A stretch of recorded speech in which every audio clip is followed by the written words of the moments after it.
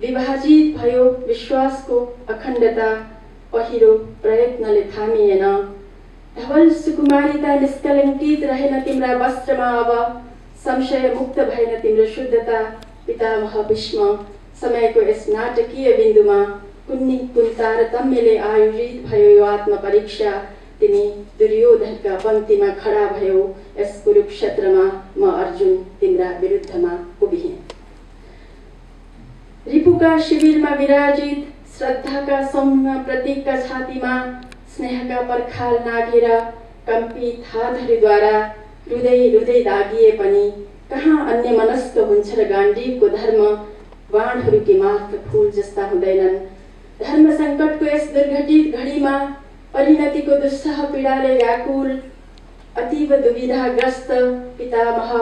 प्रहार गरे पनि म परास्तै छु तिमीसित, प्रहार नगरे पनि म परास्तै छु।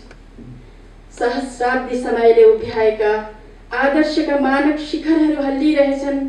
अन्य मनस्क छ समय, सास रोकेर युग थामिएको छ। प्रलयोन्मुख वसुन्धरालाई गरुङ्गो भएको छ पाञ्चालीको प्रश्न पीडा पितामह। म विवेकले विवश छु र मायाले मूर्छित छु यस घडी। मलाई आशीर्वाद देऊ, मोहलाई पराजित गरौँ म यसपल्ट र छातीभित्र अजस्र उर्लिरहेका स्नेहका दुर्दमनीय ज्वार भाटाहरू कुल्चेर तिम्रो धवल अस्तित्वमा आरोपित अक्षम्य लाञ्छनाको निवारण हेतु तिम्रै विरुद्धमा पनि गाण्डीव उठाउन सकौँ, म निर्धक्क प्रलय छेक्न सकौँ। धन्यवाद।